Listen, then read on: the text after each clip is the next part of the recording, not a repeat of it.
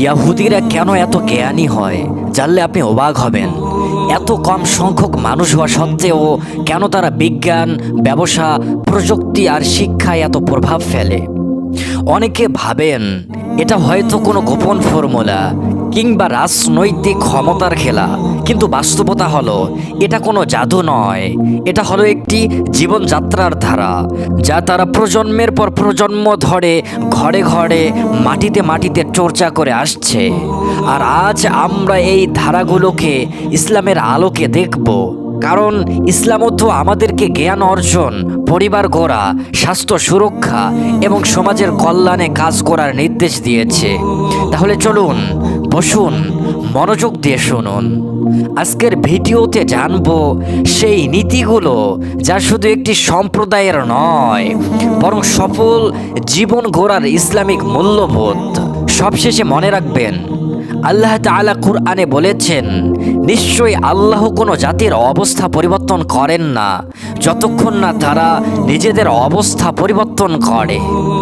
সাফল্য কোনো বংশগত অধিকার নয়, এটা অনুশীলন, শৃঙ্খলা আর ঈমানের সাথে আমলের ফল। প্রথম বিষয়, ইহুদিরা অনেক পরিবারে শিশুদের সঞ্চয়, হিসাব, বিনিয়োগের মৌলিক বিষয় খুব সহজভাবে শেখানো হয়। তারা ভাবেন চাকরি যেমন জরুরি, তেমনি নিজের উদ্যোগে আয় করা, সম্পদ সঠিকভাবে ব্যবহার করাও জীবনের গুরুত্বপূর্ণ অংশ। ইসলামও এই চিন্তার সাথে পুরোপুরি একমত। রাসূলুল্লাহ সাল্লাল্লাহু আলাইহি সাল্লাম বলেছেন, সর্বোত্তম উপার্জন হলো হালাল ব্যবসা। ইসলাম শুধু উপার্জনই শেখায় না, শেখায় হিসাব নিকাশ, যাকাত, সদকা আর সম্পদকে আল্লাহর আমানত হিসাবে দেখা। ছোটবেলায় শিশুকে পয়সার মূল্য শেখানো, তাকে ছোট ছোট লেনদেনে অভ্যস্ত করা, তাকে লাভ ক্ষতির হিসাব করতে শেখানো, এগুলো ইসলামিক তারবিয়াতের অংশ। যখন একজন শিশু জানে যে টাকা শুধু খরচের বস্তু নয়, বরং এটি বিনিয়োগ, সম্পদ সৃষ্টি আর সমাজের সেবার মাধ্যম, তখন সে ভবিষ্যতে স্বাভাবিকভাবেই একজন দায়িত্বশীল নাগরিক, একজন হালাল উদ্যোক্তা হয়ে ওঠে। দ্বিতীয় বিষয়, গর্ভাবস্থা আর মানসিক পরিবেশ। ইহুদিদের ধারণা, গর্ভাবস্থার সময় থেকেই শিশুর মানসিক বিকাশের দিকে গুরুত্ব দেওয়া উচিত। তাই কিছু পরিবারে গর্ভবতী মেয়েদের শান্ত পরিবেশে রাখা হয়। বই পড়া, সুরেলা সঙ্গীত শোনা, মানসিক প্রশান্তি বজায় রাখার উপর জোর দেওয়া হয়। তারা মনে করেন মা যত ইতিবাচক পরিবেশে থাকবেন, সন্তানের উপর তার প্রভাব পড়বে। ইসলাম এই ধারাকে বহু আগে থেকেই স্বীকার করেছে। মা হলো সন্তানের প্রথম শিক্ষক, প্রথম পরিবেশ। কুরআন তেলাওয়াত, দোয়া, জিকির, শান্ত কথোপকথন, এগুলো গর্ভস্থ শিশুর ফিতরাত গঠনে ভূমিকা রাখে। হাদিসে আছে, মায়ের দুধের সাথে শিশুর চরিত্রের গঠন শুরু হয়। তাই ইসলাম মাকে সম্মান করে, তাকে মানসিক চাপ থেকে মুক্ত রাখার নির্দেশ দেয়, আর গর্ভাবস্থায় হালাল পবিত্র পরিবেশ নিশ্চিত করতে বলে। মা যখন আল্লাহর জিকিরে মগ্ন থাকেন, তখন সেই শান্তি শিশুর হৃদয়েও প্রবেশ করে। এটা কোনো কুসংস্কার নয়, এটা আল্লাহর সৃষ্টি নীতির প্রতিফলন। তৃতীয় বিষয়, গণিত আর যৌক্তিক চিন্তা। ইয়াহুদি অনেক পরিবার গণিতকে শুধু পরীক্ষার বিষয় হিসেবে দেখে না, বরং চিন্তা শক্তি বাড়ানোর হাতিয়ার হিসাবে দেখে। ইয়াহুদিরা ছোটবেলা থেকে সমস্যার সমাধান, হিসাব করা, যুক্তি দিয়ে সিদ্ধান্ত নেওয়ার অভ্যাস গড়ে তোলা হয়। ইসলামের ইতিহাস গণিত, জ্যামিতি, যুক্তিবিদ্যায় উজ্জ্বল। খলিফা হারুনুর রশিদের যুগ থেকে শুরু করে আল খাওয়ারিজমি পর্যন্ত মুসলিম পণ্ডিতরা গণিতকে আল্লাহর সৃষ্টির নিয়ম বোঝার চাবি মনে করতেন। কুরআনে বারবার বলা হয়েছে তাফাক্কুর, তাওয়াক্কুল, হিসাব শব্দ ব্যবহার করা হয়েছে। ইসলাম শেখায়, দেখো, ভাবো, হিসাব করো, তারপর সিদ্ধান্ত নাও। যৌক্তিক চিন্তা আত্মবিশ্বাস বাড়ায়, ভুল পথ থেকে বাঁচায়, আর হালাল সিদ্ধান্ত নিতে সাহায্য করে। আজকের যুগে digital literacy, data analysis, financial planning সবই এই যৌক্তিক চিরান্তরই প্রসারিত রূপ। ইসলাম তাই শিশুকে প্রশ্ন করতে শেখায়, অন্ধ অনুকরণ থেকে বিরত থাকতে বলে, আর জ্ঞানকে আমলের সাথে যুক্ত করতে উৎসাহিত করে। চতুর্থ বিষয়, খাদ্যাভ্যাস আর স্বাস্থ্য সচেতনতা। ইয়াহুদিরা অনেক পরিবার পুষ্টিকর খাবার, ফলমূল, মাছ, দুধ, বাদাম, শাকসবজি খাওয়ার উপর জোর দেয়। তাদের ধারণা, সুস্থ শরীর আর ভালো মস্তিষ্কের জন্য ভালো খাদ্য অত্যন্ত জরুরি। মাছকে অনেকে মস্তিষ্কের জন্য উপকারী মনে করেন, কারণ এতে প্রোটিন, ওমেগা-3 আর মাইক্রোনিউট্রিয়েন্ট থাকে। বাদাম, বিশেষ করে কাঠবাদাম এবং আলমন্ড, স্মৃতিশক্তি আর মনোযোগ বাড়াতে সাহায্য করে। ইসলাম খাদ্যকে ইবাদতের অংশ মনে করে। কুরআনে বলা হয়েছে, তোমাদের জন্য পবিত্র জিনিসগুলো হালাল করে দেওয়া হয়েছে। রাসূলুল্লাহ সাল্লাল্লাহু আলাইহি ওয়াসাল্লাম খেজুর, মধু, জলপাইয়ের তেল, দুধ, মাছ খেতেন আর সেগুলোকে বরকতময় বলে বর্ণনা করতেন। ইসলাম অতিরিক্ত খাওয়া নিষেধ করে, বলে পেটের 1/3 খাবার, 1/3 পানি আর 1/3 শ্বাস প্রশ্বাসের জন্য খালি রাখো। আধুনিক গবেষণা আজ এই হাদিসের সত্যতা প্রমাণ করেছে। আর ধূমপান, ইসলামে স্পষ্ট নীতি, না কোনো ক্ষতি করা যাবে, না কোনো ক্ষতির বদলা নেওয়া যাবে। ধূমপান শরীরের ক্ষতি করে, অর্থ নষ্ট করে, পরিবারকে মানসিক চাপে ফেলে। তাই ইসলাম ধূমপানকে হারাম ঘোষণা করেছে। শিশুদের সামনে ধূমপান না করা, তাদেরকে পবিত্র বাতাস আর হালাল খাদ্যে বড় করা, এটা ইসলামিক প্যারেন্টিংয়ের মূল স্তম্ভ। পঞ্চম বিষয়, ভাষা শেখা আর যোগাযোগ দক্ষতা। ইহুদি বহু ভাষা শেখাকে অনেক গুরুত্বপূর্ণ দক্ষতা মনে করেন। ছোটবেলা থেকে মাতৃভাষার পাশাপাশি ইংরেজি বা অন্য ভাষা শেখানো হয়। ভাষা শিখলে মনোযোগ বাড়ে, নতুন জ্ঞান অর্জন সহজ হয়, বিশ্বের মানুষের সাথে সংযোগ তৈরি হয়। ইসলাম ভাষাকে জ্ঞানের সেতু মনে করে। কুরআন আরবিতে নাজিল হলেও সাহাবীরা ফার্সি, রোমান, কপটিক ভাষা শিখেছেন দাওয়াত, বাণিজ্য আর জ্ঞান বিনিময়ের জন্য। আজকের বিশ্বে ইংরেজি বা আন্তর্জাতিক ভাষা শেখা মানে উম্মার সেবার জন্য হাতিয়ার সংগ্রহ করা। ভাষা শুধু কথা বলা নয়, ভাষা হলো চিন্তার প্রকাশ, দাওয়াতের মাধ্যম আর ঐক্যের সেতু।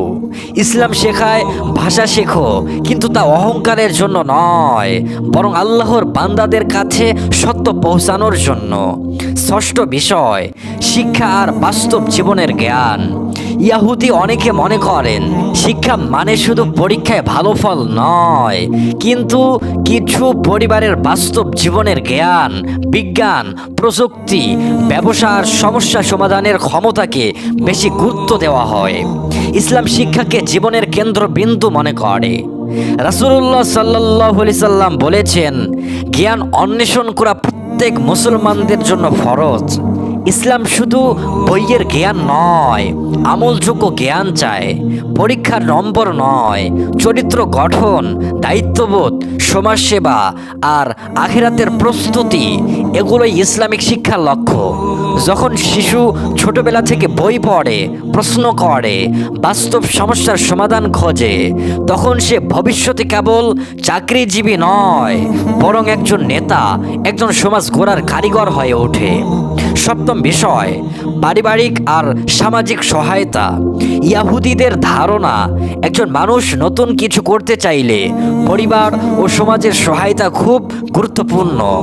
ব্যবসা শুরু করলে আত্মীয়, বন্ধু, কমিউনিটি সাহায্য করে। এতে নতুন উদ্যোক্তা তৈরি হয়, মানুষ আত্মবিশ্বাস নিয়ে কাজ করে। ইসলাম উম্মাহকে একটি শরীরের মতো বর্ণনা করেছে। রাসূল সাল্লাল্লাহু আলাইহি সাল্লাম বলেছেন, মুমিন মুমিনের ভাই, সে না তাকে অপমান করে, না তাকে অসহায় ফেলে রাখে, না তাকে মিথ্যায় জড়ায়। ইসলামে মুদারাবা, শিরকা, ওয়াকফ, সদকা, জাকাত সবই সমাজের অর্থনৈতিক নিরাপত্তা আর উদ্যোক্তা গড়ার ব্যবস্থা। যখন পরিবার সন্তানের স্বপ্নকে সম্মান করে, যখন সমাজ ভুলে না গিয়ে সঠিক পথ দেখায়, তখন সাফল্য কেবল ব্যক্তিগত থাকে না, তা পুরো জাতির সম্পদ হয়ে ওঠে। এবার আসি মূল কথায়। প্রত্যেক জাতিরই নিজস্ব সংস্কৃতি থাকে। কোথাও শিক্ষাকে বেশি গুরুত্ব দেওয়া হয়, কোথাও পরিবারকে, কোথাও ব্যবসা বা শৃঙ্খলাকে। কিন্তু যে সমাজে পরিশ্রম, শৃঙ্খলা, শিক্ষা আর পারিবারিক সহায়তাকে মূল্য দেওয়া হয়, সেখানে সফল মানুষ তৈরি হওয়ার সম্ভাবনা বেড়ে যায়। ইসলাম এই নীতিকে অস্বীকার করে না, বরং তাকে পবিত্রতা, নিয়ত আর আখিরাতের লক্ষ্য হিসাবে সমৃদ্ধ করে। মুসলিম হিসাবে আমাদের দায়িত্ব হলো যা কুরআন সুন্নাহর সাথে সামঞ্জস্যপূর্ণ তা গ্রহণ করা, যা বিকৃত বা অহংকারমূলক তা ত্যাগ করা, আর যা আমাদের নিজস্ব ঐতিহ্যে হারিয়ে গেছে তা পুনর্জীবিত করা। আপনি হয়তো ভাবছেন, আমি তো সাধারণ মানুষ, আমার হাতে কি আছে? উত্তর হলো, আপনার ঘরেই শুরু করুন। শিশুকে হিসাব শেখান, তাকে বই পড়তে দিন, তাকে প্রশ্ন করতে দিন, তার মানসিক পরিবেশ পবিত্র রাখুন, খাবারে বরকত আনুন, ধূমপান থেকে দূরে থাকুন, ভাষা শিখুন, ব্যবসাকে হালাল পথে গড়ুন, পরিবারকে ঐক্যবদ্ধ রাখুন, আর সব কিছুর মাঝে আল্লাহর সন্তুষ্টি কামনা করুন। কারণ ইসলামী সাফল্যের সংজ্ঞা শুধু ব্যাংক ব্যালেন্স বা পদমর্যাদায় নয়। ইসলামী সাফল্য হলো তোমরা যেন এমন উম্মাত হও যা মানুষের কল্যাণের জন্য উত্থাপিত হয়েছে। আজকের যুগে তথ্যের সমুদ্রে ভাসমান আমরা, কিন্তু প্রকৃত জ্ঞান হলো সেই জ্ঞান যা আমলযোগ্য, যা সমাজকে উন্নত করে, যা আল্লাহর কাছাকাছি নিয়ে যায়। তাই আসুন প্রতিশ্রুতি করি, আমরা আমাদের সন্তানদেরকে শুধু ডিগ্রি নয় চরিত্র দেব, শুধু চাকরি নয় দায়িত্ব দেব, শুধু ধন নয় বরকত দেব। আর এই পথে হাঁটতে গিয়ে যদি আমরা অন্য জাতির কোনো ভালো চর্চা দেখি, তা ইসলামিক সীমানার মধ্যে নিয়ে নিজের জীবনে বাস্তবায়ন করব। কারণ ইসলাম কোনো প্রতিযোগিতা নয়, ইসলাম হলো একটা পথ চলা, যেখানে প্রতিটি পদক্ষেপে আল্লাহর নাম থাকে আর প্রতিটি লক্ষ্যে আখিরাতের প্রস্তুতি থাকে। জ্ঞানী হওয়া মানে শুধু বই পড়া নয়, জ্ঞানী হওয়া মানে আল্লাহকে ভয় করা, মানুষের সেবা করা আর নিজের দায়িত্ব পালন করা। আপনি যদি আজ থেকে আপনার ঘরে, আপনার সন্তানের শিক্ষায়, আপনার খাদ্যাভ্যাসে, আপনার আর্থিক পরিকল্পনায় আর আপনার সামাজিক সম্পর্কে এই নীতিগুলো বাস্তবায়ন শুরু করেন, তাহলে বিশ্বাস করুন আল্লাহ তাআলা আপনার কল্যাণের পথ উন্মোচন করবেন। কারণ যারা আল্লাহর পথে পরিশ্রম করে, আল্লাহ তাদের পথ সহজ করে দেন। আল্লাহ তাআলা আমাদের সবাইকে হেদায়েত দান করুন, আমাদের সন্তানদেরকে নেক, জ্ঞানী আর দায়িত্বশীল বানান, আর আমাদের ঘরে ঘরে বরকত, শান্তি আর ঐক্য দান করুন। আমিন। ধন্যবাদ যে আপনি এই ভিডিওটিতে সময় দিয়েছেন। যদি এই আলোচনা আপনার চিন্তায় কোনো ইতিবাচক পরিবর্তন এনে থাকে, তবে তা নিজের জীবনে বাস্তবায়ন করুন আর যাদের প্রয়োজন তাদের সাথে শেয়ার করুন। কারণ জ্ঞান যত ছড়ায়, উম্মাহ তত শক্তিশালী হয়। আল্লাহ হাফেজ।